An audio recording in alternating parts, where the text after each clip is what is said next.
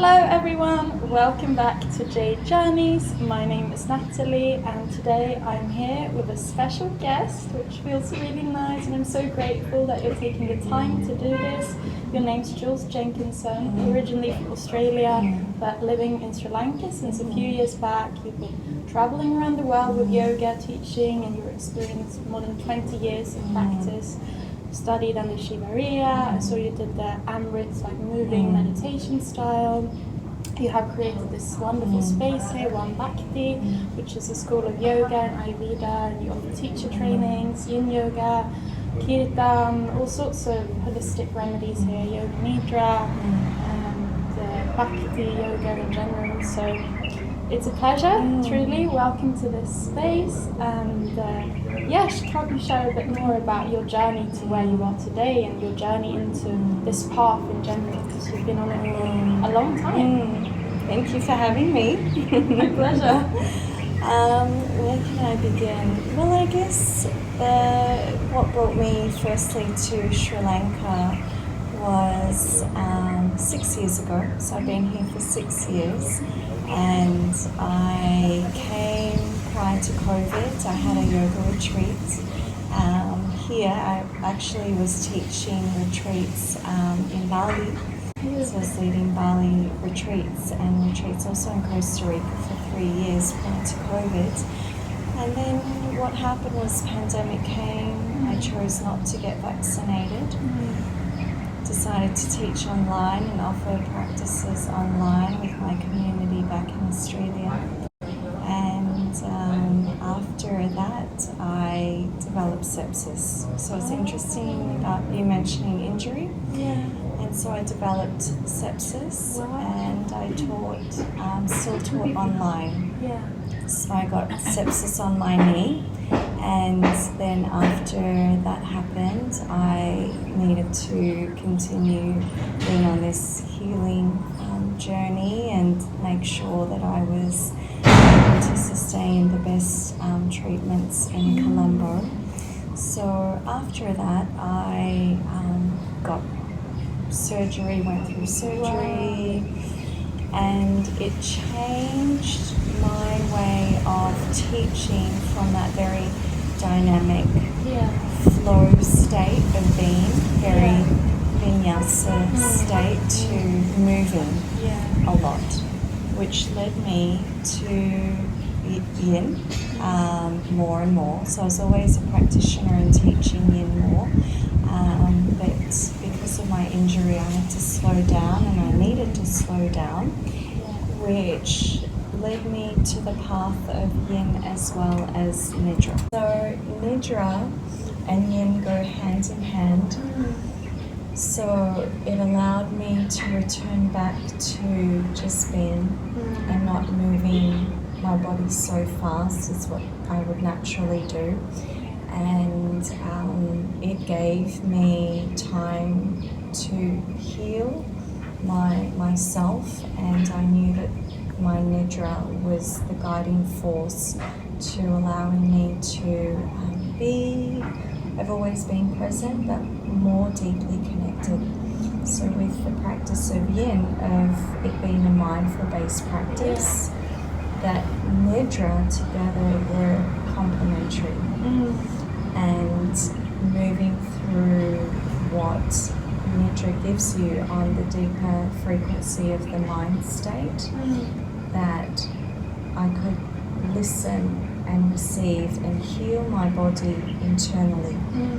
So I had my mentors. I've always had my mentors. I've always been guided by, I think I've been blessed with pretty incredible teachers along the way. And Nidra was just another antidote. So going into deeper layers of restoration, deeper layers of rest, and healing the mind, body, soul. And I love Yoga Nidra so much, because I've seen how it's helped me with an incredible injury that was serious one. That was either going to take my life or take a limb of my body. So it brought brought me back to realizing, what I really need. That's very powerful how yin came into from that experience. Can't you share, because there might be people who are not familiar with Yoga Nidra, because it's kind of this practice, I feel that, if you do a teacher training or if you listen to a meditation, then it might come in that way, but I like what you said about combining yin and Yoga Nidra, because they are so complementary. Like, for someone who hasn't experienced it, can't you share a bit about slowing down the brain waves and going into this deeper state of rest and how it affects our healing path? So Yoga Nidra, it's a transformational sleep, and I've studied it with 11 steps as you're going through a rotation of consciousness. And the setup phase in Yoga Nidra is this nest. So firstly, we're creating a cocoon where the body is comfortable and you have all that you need to create a nest. Then we move through what we call the phase of rotation of consciousness. So where you are in your body, moving through different brain waves of the body to access a higher consciousness of you. So we move through this journey of rotation, and it's not a traditional way of right thumb, first finger, second finger. We start off through the highest motor cortex of the brain. So generally we start through the mouth, or the eyes, or the ears, and we go deeper and deeper and deeper into the motor cortex of the brain. And we can go even deeper into the tissues, the bones, the bone marrow, the organs, and take you on a journey. And we also add in themes, visionary, maybe it's the palm trees, maybe it's the mountains, the forest. The journey can be through the elements, the 5 elements, could also be around the moon or around the sun. So we're choosing themes of where we can take a practitioner on a deep place of healing. And it can be anywhere from a 10-minute Yoga Nidra session, or it can be a very long and deep journey for even up to 2 hours. So it really is about relaxing the active mind and being present and awake to what we're hearing through the first brainwave, which is the beta of being active. Then we move through the delta, the theta, and the alpha brainwaves. So we're in that place of sleep and awake. So we're moving through the dream state to the awakening state. And we're also working with the koshas. So in yoga, we work through the koshas, the Annamaya kosha, the Pranamaya kosha, the mind kosha, the Vijnanamaya kosha, and the bliss body. So we're also working through these layers of how we guide a practitioner to a deeper state of rest. So ultimately, it's a journey through transformational sleep. And it's accessible to anyone. And you don't need to be a practitioner of yoga. You don't need to have done yoga in terms of the physical sense. But it's really allowing yourself to receive in a safe space. So the space that is created needs to be safe. And from my experience, this state of mind that you can access through Yoga Nidra, it really is that state of being awake, or being aware that you're there, you're conscious of your consciousness kind of, but you're also so peaceful, it's kind of transcendental in that way. Exactly. So we are accessing and reaching the bliss state. So where imagination comes through, where vision comes through, you can also work with your intention, which is your sankalpa. So that's always an option, whether it be you're working through a stage of your life that you want to bring more of. Maybe it's being in a place of peace, or perhaps it's a place of acceptance, whatever it may be. So we're coming back to inviting that positive, heartfelt desire, or true north, where that guiding light is there with you, and you're remembering that. So we're also giving the invitation to work with the Sankalpa, or work without the Sankalpa. And there's various ways in which you can practice Yoga Nidra, but with my studies of Amrit Yoga, I am Yoga Nidra, and also I studied with Tracy Stanley. So it's using the traditional approach, but with contemporary method. So both are coming together with the very traditional way of what Yoga Nidra is. It's goddess, it's the goddess energy, it's the Shakti energy of rest, to the visualization, to the imagery, and the opposites. But we also need to be very careful when we guide Yoga Nidra, because we don't know the practitioner's background unless he or she have shared it. So also mindful of what words we choose, that it's inclusive. Yeah, I guess when you're in that deep state of receptivity, then it's also like planting intention. Everything becomes like powerful. It's almost cellular. Correct. And so what we also share and guide is that it's not a piece of paper or someone else's script. It's your own. It's you're taking the practitioner and student on a journey. So it's individual, it's personal, it's not reciting from someone else's Yoga Nidra. So it makes it even more powerful, and maybe it's during the time of the full moon, so we're working around and using the energy of the full moon, and inviting her energy in. Wow.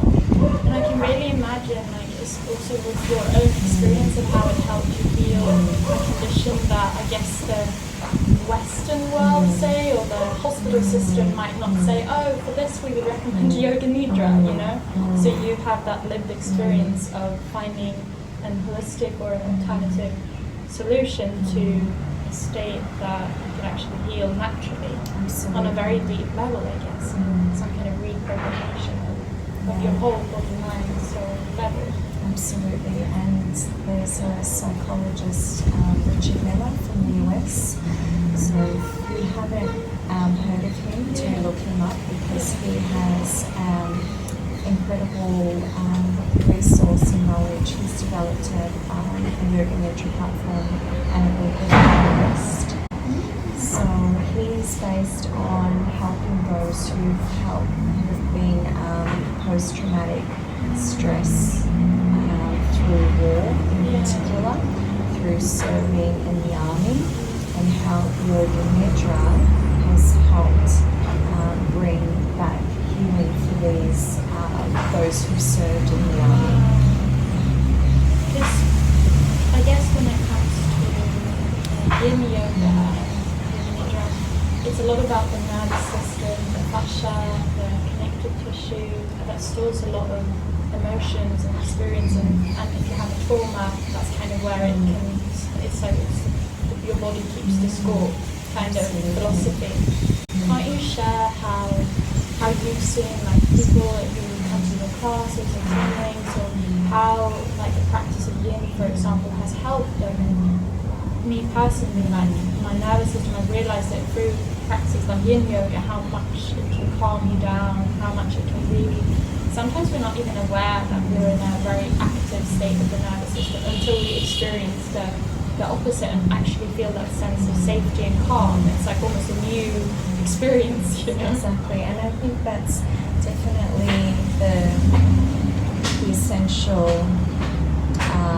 criteria of a practice of yoga, is that the practitioner or the student feels safe, yoga, most see it as it's easy, or I'm just lying down, and that's it. I'm lying down, I do a few postures, and that's all, but not really understanding where it can take you, that it's more meditative, where in this deep place of inquiry, what happens when you're in a shape? What energy are we opening up? As we're working with the medicine of traditional Chinese medicine, we're opening up the portal or the meridians of yin. What happens when you are in a shape that can reveal? So when you're there, you're with your mind, and as we know, the mind is our greatest enemy. And it's allowing us to be present, it's allowing us to be more awake, it's allowing the floodgates to open so new energy can come through beyond just a shape. And it's practicing surrender, it's practicing contentment and stillness, and being with and moving out place of resistance as well. So it does take us to various different levels and teaching us to slow down, because the West is very much that place of moving fast and go, that we come into this place of, okay, I'm here. What am I hearing? What am I feeling? What am I listening to? So it's very much a practice of deep listening, and that's how I like to describe yin. That it's a place of listening, it's a place of inquiry, of meeting yourself in that moment in time, of being challenged by more quieter spaces, because we're often doing to fill the void. And this is what a lot of people would have challenges with, because they're not ready to be in a quiet space. To be that. I find it so intimate again, because you're so close to yourself when the only thing that's moving is your breath, and you're in maybe a discomforting pose, but still it's you have some blocks and bolsters that are supporting you, so you are resting, but it's also, it is powerful, as you say, that it's like I think it's Chi Shaks Nam, the Vietnamese monk, that in the stillness is often where clarity can be revealed, in the still waters of your heart is how it can come, start bubbling up a bit. Absolutely. What's rising to the surface? Where are you holding that stagnation of Chi? We call it in TCM, in yoga, Hatha, it's prana. But both of the philosophies are different from Chinese to the Eastern philosophy of the yoga, Hatha. But the essential coming together is unison. How can we find balance? And how can we do it in a very healthy way? And it's that discovery when we're there, and it reveals itself when we are in a shape or a pose, what that time and moment of that posture gives us of inquiry. How can we make healthier choices? How can we approach our relationships and our interactions in a more healthier way that isn't going to be causing harm or hurtful behaviours. So this is what comes through in these practices of yin. Like how can we be more loving and compassionate, honest as well with ourselves, and kindness to ourselves, kindness to others. Yes. And where nothing is ever absolute.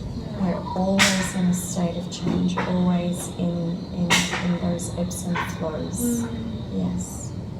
Beautiful. I love how you're explaining yin, because I feel like sometimes, as you said, that yin can have this completion of nothing's happening, or it's boring, or I don't have time for it, or like it's, you know, and for me it's such a rich practice. It's so much depth of yin, and the other practices of yoga that have an higher tempo, yes, it's beautiful to do that as well, but sometimes in this day and age with all the stimulation and data and information, like the most sacred thing is like an hour or more of deep stillness. Yes, absolutely. And it's such a gift to be able to restore your nervous system with these practices of rest. Resting your body, your muscles, your tissues, and your body knows what it needs to do. We need to listen without applying force. The world is so stressful with the external stimulation. Can we just be in that place of discomfort and leaning into that and inquiring what's taking place there? Then we combine it with Nidra at the end, which adds another layer of rest. Because even when we're sleeping, it's not always sufficient rest. We're tossing, we're turning, we wake up, we feel agitated, whereas Yoga Nidra allows that, because we've placed ourselves in this cocoon and we're hearing the guide. It's like a massage for the brain, a massage for the nervous system, which is a really beautiful way to describe what Yoga Nidra is. You're hearing the guide, and the rest is there for you to receive. And in many ways, like the less is more, and rest is such a medicine in this day and age. Like even with the nature, and the closer you can observe nature, when I observe nature and I see like the plants, it's not like they're always active. They also like withdraw. They go under the ground. They have seasons when they're not even like you can't even see them. You know, and that we also have these rhythms within us, even though we kind of might forget that. But it's very potent to dare to be in like stillness, and also to dare to meet that depth, because we all carry some kind of depth as well. It's just that we might not have had the space or the practices to explore it within ourselves, because we're so like infinite and vast once we start to just like take away everything else. Correct. And we need to go inward. We need these practices that help us go inward, and we come out and we have better clarity. We have, our mind is open, we're more awake. And that's what these practices do, and we're very, very blessed that we have this available to us. Definitely. I'm curious, because I know that you have like a way of life that is centered obviously around the yoga and that philosophy, but also about the heart. And for myself, I'm also like trying to live as much as I can with my heart and really honor what my heart is whispering to me. But I'm curious to hear more about how you kind of approach that, and how living from the heart, or your like life philosophy in general, after being on this kind of path for a long time. So I guess it's, for me, there's a lot of pull and push, and you're very easily swayed, and you can be through people, through what is put out there in the global world. But it's, for me, because I have my practice, I'm very disciplined. I have my practice, which is a non-negotiable. I wake up, I have my meditation, I have my movement practice, I have my cleansing ritual. Then I step into my work, the role of running a business, as a director, as a teacher trainer, or just being Jules. But I'm always centered because I have a practice. Also, I live and amongst a temple. So I have that. I have the deities, we have the gods and the goddesses. So that keeps us centered. I go to the temple, whether it be here at Bhakti or another place on the island. Maybe we have another temple called Kataragama, which is it's the largest temple on the island, or whether it be another temple that I pay homage to. So I'm always in the practice of being at the temple to keep me centered. We also have here a full moon ceremony, which we do a fire traditional Vedic ceremony, so that keeps us centered. So if I didn't have my daily practice, I'd be very scattered. Also as a trainer, I keep myself centered because of what you need to hold space. Yeah, exactly. So living the teachings of yoga, and even when I'm off Bhakti, I'm off the premises, I'm still in the practice. Not just physically, as we know that yoga, the physical practice is only a small key of what yoga is, but I'm always in the practice of study, reading. I'm with a community of people who share a lot of wisdom, so we're always learning. We have the kirtan, which is our weekly devotion of music mantra, and practice in the physical sense. So that's what keeps me centered. Do you have, like, when it comes to like Buddhism or any kind of philosophy in that sense that you gravitate towards, or that has some kind of like guiding light for you? Or it's an interesting one because I always felt I was more on the Buddhist path before I called Sri Lanka home. Even when I was living in Australia and travelling around, my life was very much in the way of a Buddhist.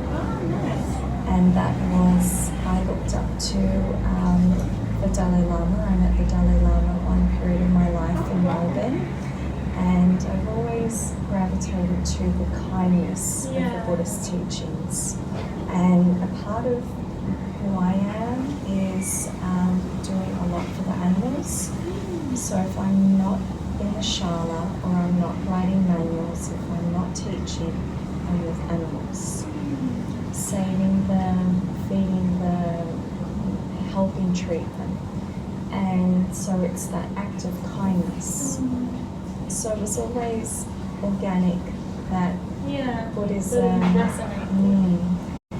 Then when I started to be on the path of yoga, of the gods and the deities, and understanding the representation that we can also, we all have a part of these deities,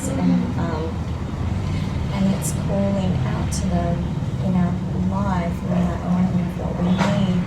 So I don't call in one specific path, I'm very universal.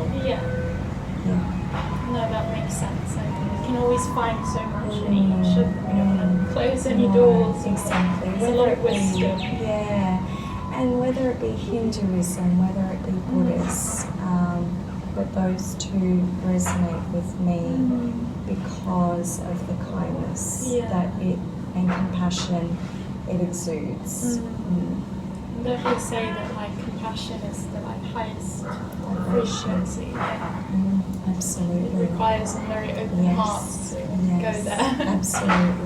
Absolutely. So you can very much be immersed in it and share it on a day-to-day life. It's really practical. In all that you do. What would you say, because given that you've been on the yoga path for such a long time, what about yoga caught your attention in the first place? I know that you started off more in a dynamic, like vinyasa kind of scene, but what about it like was the thing that made you come back, or in what way has it been transformative to you over this longer period? It's a nice question. I was pulled to yoga as my background is a dancer. Yeah.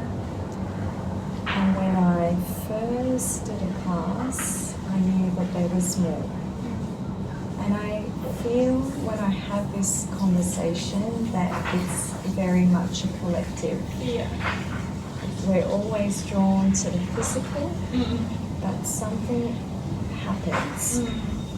And I knew that there was more about the physical practice, and it was the meditation.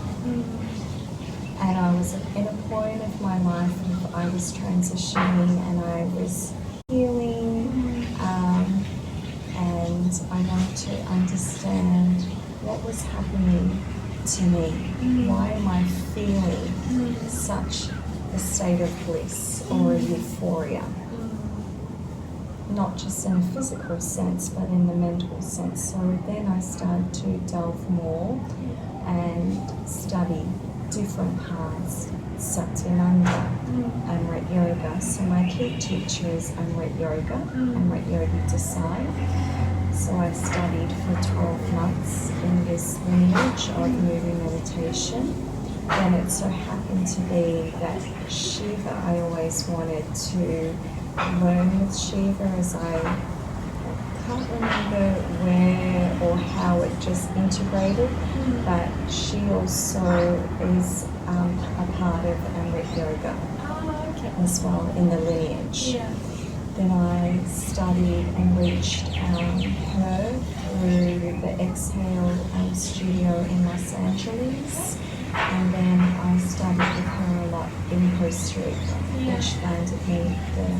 Then I was able to assist her in Costa Rica and in Australia. So having the masculine energy of Amrit Yoga and the prana flow from Shiva Rea created a balance for me. So both of the practices was all in this moving meditation. And it changed me and changed how I saw yoga beyond the physical, that it was very much in the bath of the elements. And it opened and activated my heart. And from that, I knew that it was just a moving frequency of high vibrating of the arts of yoga. I've read a bit about the Amrit Yoga and the philosophy of the consciousness, and it's a very sophisticated, like just reading it, I was like, wow, this is some high level thinking behind this practice. Like someone's really understood like levels of consciousness and how we can go different places through movement, and how like movement and breath interlinks to alter state of minds and heal and get the energy moving. It's impressive. It was very fascinating. I hadn't heard of it before, but it was quite taken by that philosophy actually. He's not very much heard of in versus the, I guess you can call them like the yoga rock stars, whether it be Sean Corn, whether it be Elena Brower, whether it be Rod Stryker. These are teachers I studied with.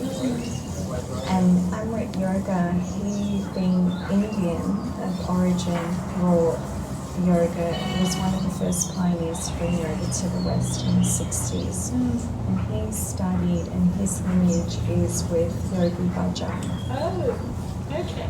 And he created this form of yoga that is posture of consciousness. So Amrit Yogi Desai had a Kundalini awakening, which is where the posture of consciousness came. So his method is moving from a place from time to timeless.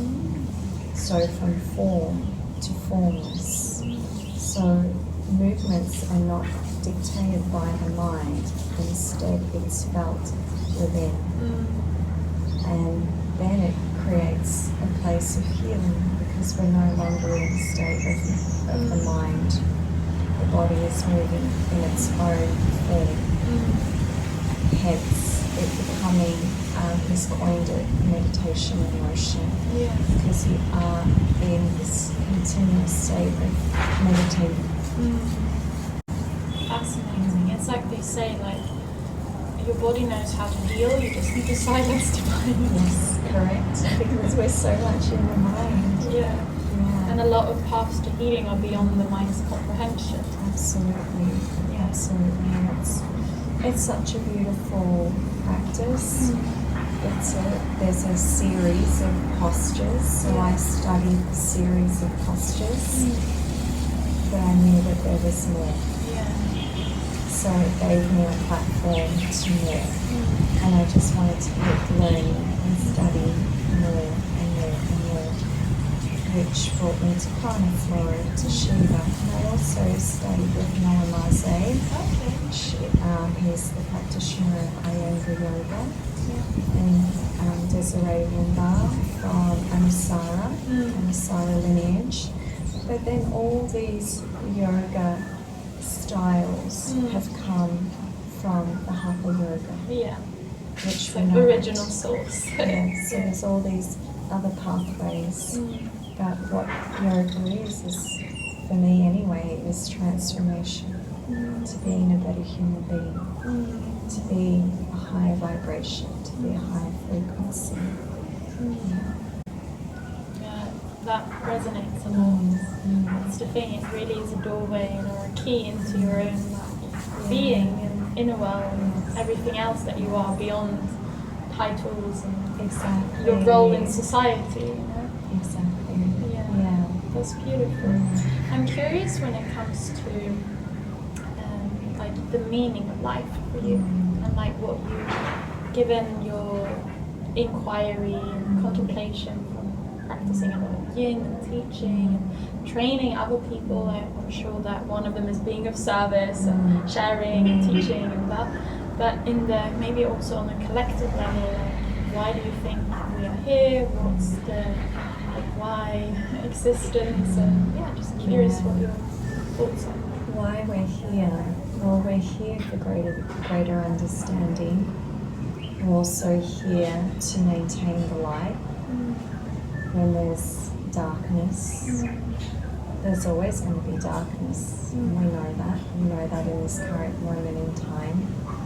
But there's always the balance that's required of the light.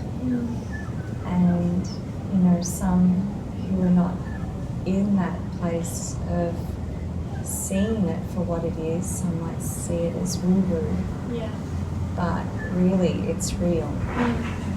Once we do this work of raising the vibration of high frequency to bringing the light, because we know that darkness attracts the light, and the light is needed to exactly. So right now, where we are in this world, there's a lot of that heaviness, and I guess humanity is trying to understand why it's happening on a global scale.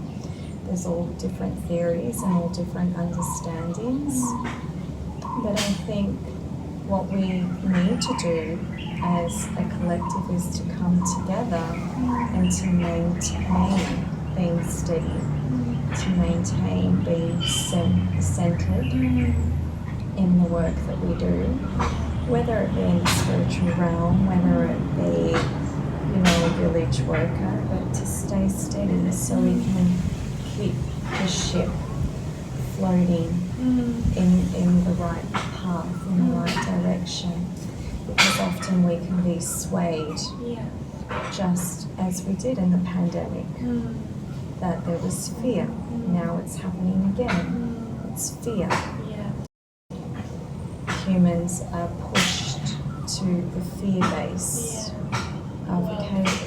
We're not going to have enough, so we need to fill up the petrol tank. We need to go into the stores and fill up because we don't know. We're going to be okay because we have what we need. We have shelter, we have food, we have clothing, and this is what Bhakti provides. Bhakti is devotion. One, it's unison. There's no separation. If something were to happen, this place will be filled because it is a commune of safety and that peace of coming together. Yeah. And don't we all just want to feel safe at the end of the day? Absolutely. Safe and loved. Yes. Yeah. And this is where the darkness is trying to take that away. And this is where yoga, when you're in the practice of yoga, those are not really liking it. Yeah. Because we are vibrating with more of a conscious place. And I feel that yoga, even for the physical practice, will open your heart. And as you mentioned, even with the yin and the meridians, it opens the channels. And I feel like at our core level, humans are innately good if we're just connected to our heart and our compassion and these higher virtues, rather than like feeding into these lower energy and frequency that isn't us at our best or where we could be. You know? Yes, absolutely. And this is what these practices provide us. They're here. They're real.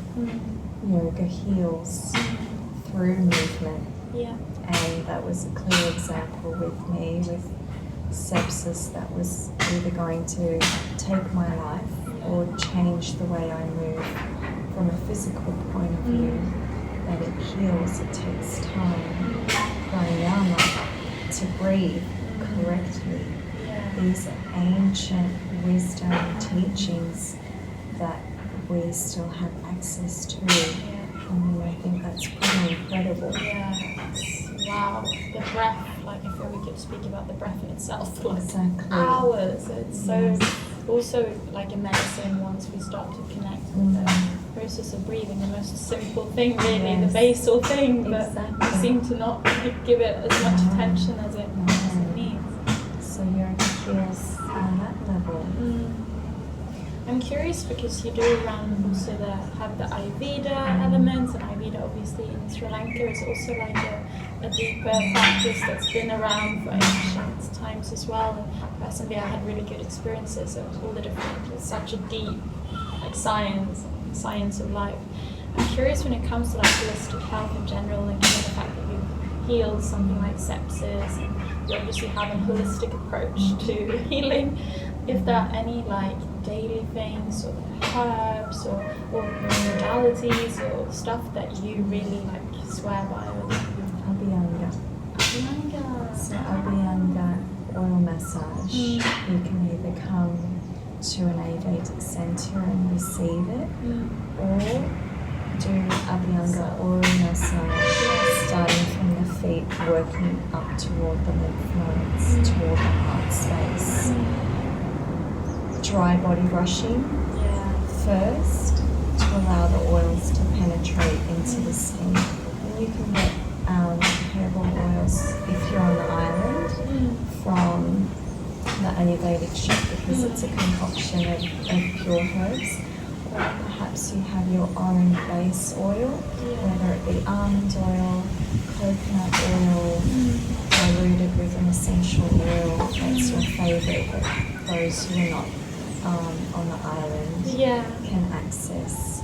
So Obhyanga before you go to bed, or even as self-massage on the feet before practice as well, to soothe the soles of your feet, and awakening the meridian points, particularly the kidneys, because we know when we're depleted, our kidneys and our adrenal glands are what's affected. So oil massage, and also what's the other treatment that we do here that's really good? like your sugar. The Shirodhara. So awakening the third eye. And not only it's good for the hair, to tame the hair, but it's awakening the third eye, seeing beyond the material world, seeing that place of intuition. And even that itself of intuition is a practice where, you know, we can forget about listening to what would be most important because we're moving either in and out of the heart mind. Yeah. It's almost like a practice of, okay, you step out of your home, what does your intuition say? I want a coconut water, take me to the beach. Then you do that. You stop there.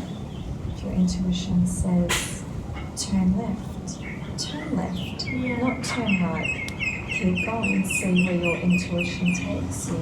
Yeah. And maybe you stop off at a store and your intuition tells you this is what you need. You need to get some tea as opposed to questioning it. Yeah. So it's a practice in itself. And what revelations come up when you're just listening to your intuition. It could be an hour practice, it could be 2 hour practice. Yeah.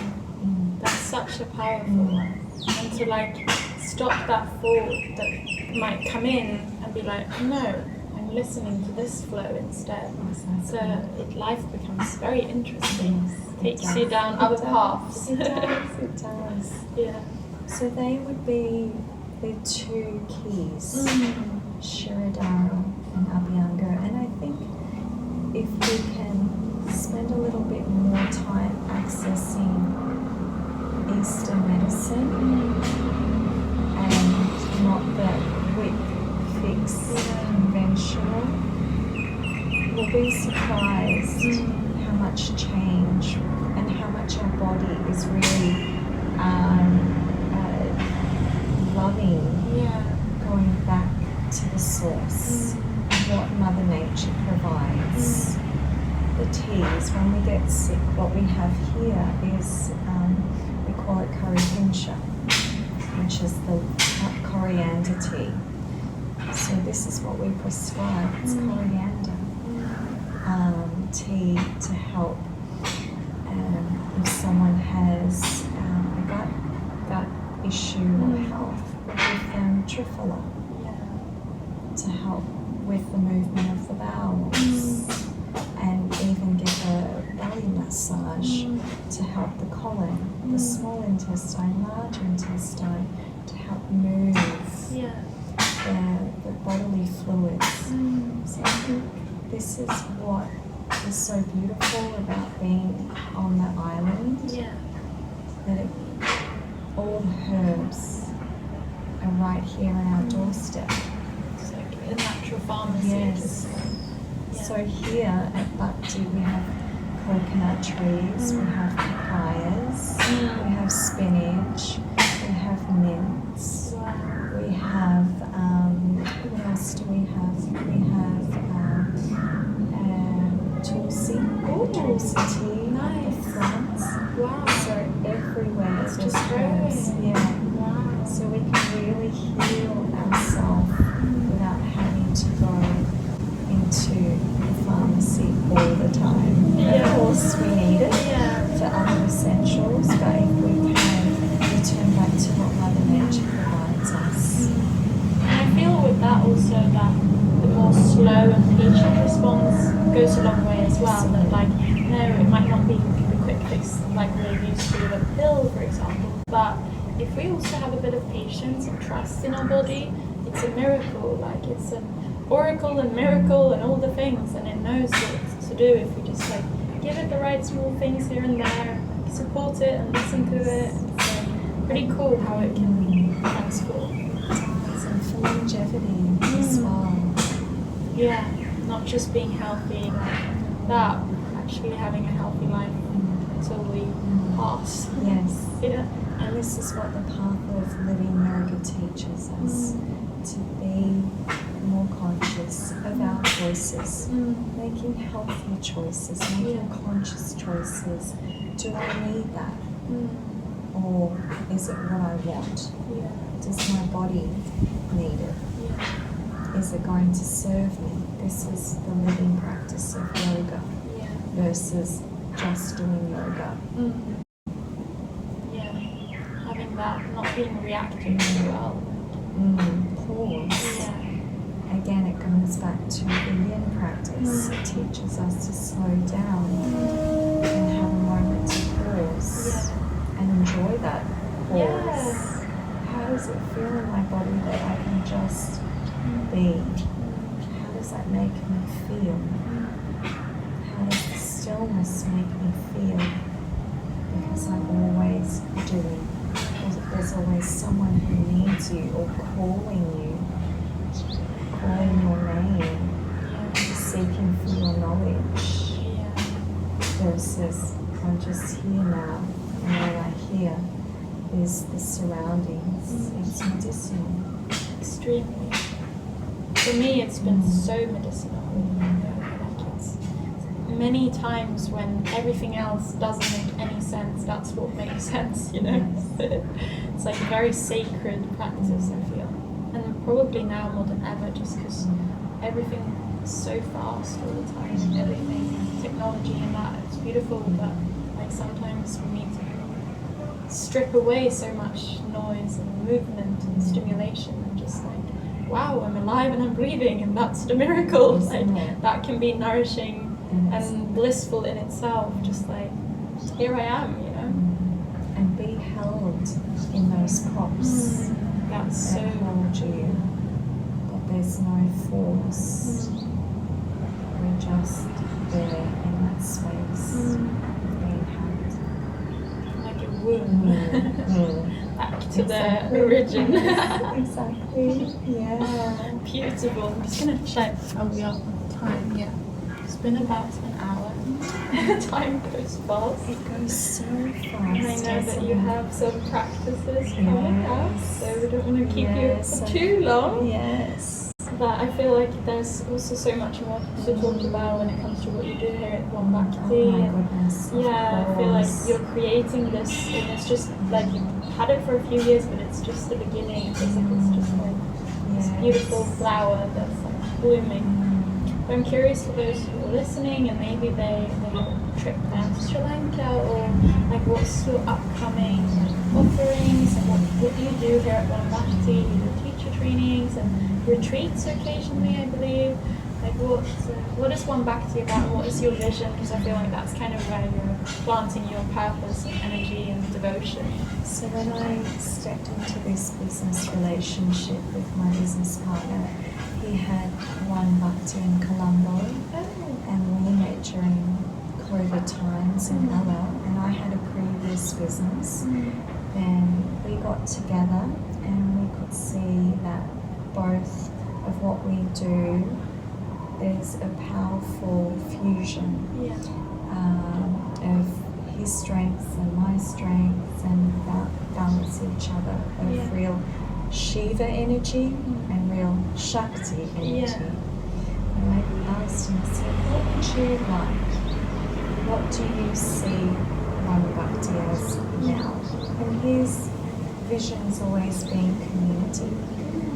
I wanted to take it further and take it into a place of education, delivering quality teachings, real teachings of the yogic path. So that's where we rebranded it being a school of yoga and Ayurveda, because Ayurveda is the sister science of yoga. We're in the heart of Ayurveda and empowering and educating, particularly the locals. So we have a scholarship program in our 200-hour and 300-hour teacher training to encourage locals to come and study with us, because we need more local yoga teachers who would want to but would never dream of being able to financially take part. So we have a scholarship program and mentorship program. So as well as the yoga teacher training, we have accommodation where students or guests come and they can join us on a retreat, whether it be 3 days or 7 days, and it's essentially a practice where they're restoring, they're replenishing, they're being cared for, they have their treatments and Vedic treatments, yoga practices, traditional dynamic breathing practices, which comes from the Kauru method in Kerala. And there's a program that's in place, so when they step out, it's almost feeling lighter, more clarity. Food is prepared by our local ladies, so they're from the village, so it's all made lovingly from the heart. Very simple but wholesome. Then we have ice bath, sauna and steam experience weekly that we invite outside guests to come and join.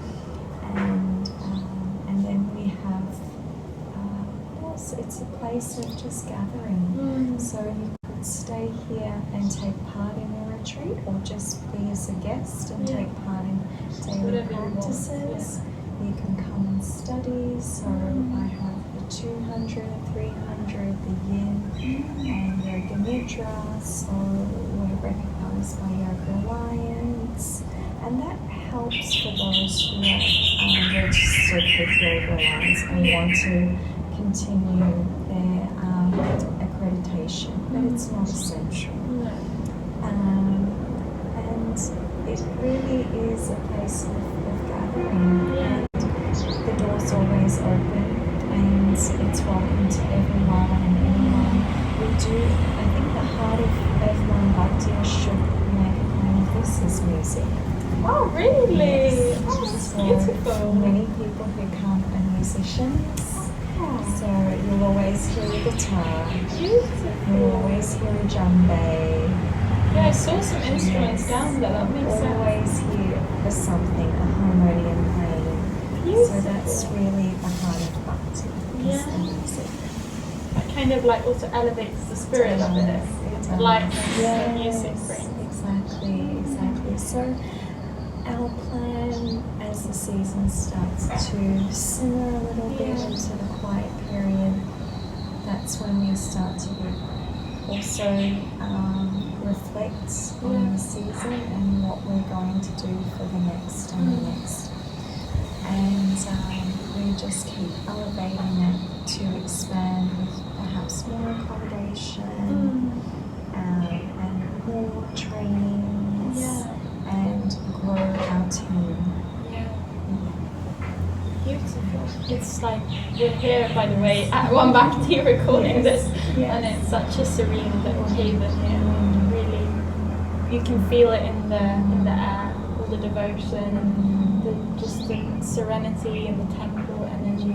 It's a special place. Beautiful creation. Thank you. And I think that comes from the people who come here, because we don't advertise. It's only through word of mouth or through websites and of course social media, which we don't really put too much energy into, but it's really word of mouth. You come through our doors. Very organic. And we want to keep it that way. So for those that need it or find it. Absolutely. So this is our little sanctuary. So we've seen many people. They've come for all different reasons, and we've been here for 3 seasons now. And it's been incredible to see the journey that we've also helped those who've come here individually and collectively. And that's something that I find when you come together with other people in that kind of space of yoga, retreats and trainings. It's not only the actual practices that you're learning, but it's the sharing of a group and being in a kind of container together, where a lot of healing happens through hearing other people's, what they've been through or what they've learned or how they see the world. Like that coming together is so powerful. It is. And that again, it comes back to feeling held. And that's what we ensure when every individual comes, that there's no judgment at all. There's no ego. It's all outside the gate. And once you're here, we're holding that space for whatever you need. And I think that's what makes this place very special. Yeah. You can just fully let go and arrive. Absolutely, absolutely. Well, in terms of your class and your clients, I cannot keep you too much longer, but wow, it's been beautiful to hear about your teachings and your approaches, and it's fascinating. I feel like that this yin and yoga nidra combination and what you're doing there and the work that you're spreading is kind of revolutionary in many ways, in the way that it starts with the brain, calming everything down properly, so that the like magic that lives inside the human body and the cells and all the structures that are there to like fine-tune to the higher frequencies. Absolutely. It's some beautiful work. So thank you for everything that you do, and thank you for sharing. Thank you for having me. It's my pleasure, truly. It was wonderful to have this soul conversation with you and sharing a little bit of nectar. Yes, I feel like we tapped into a few. That's the thing when I have these conversations, you scrape the surface, right? And there's obviously so much more we could go into in different parts of it. But maybe we'll do exactly a follow-up one. Yeah, save it for next time. We Yeah. can definitely do that. But I thank you love for it. having Thank me you so much, Jules. It's been a pleasure. Thank you. Okay, thank you for listening, everyone. I'll link all the details to Jules and One Bhakthi in the show notes and in the bio, so you can study and check out more and maybe book something here in the future. Absolutely. Your past plan. Yeah, please do. Absolutely. Doors always open. Thank you so much for having me, Nidra. Thank you.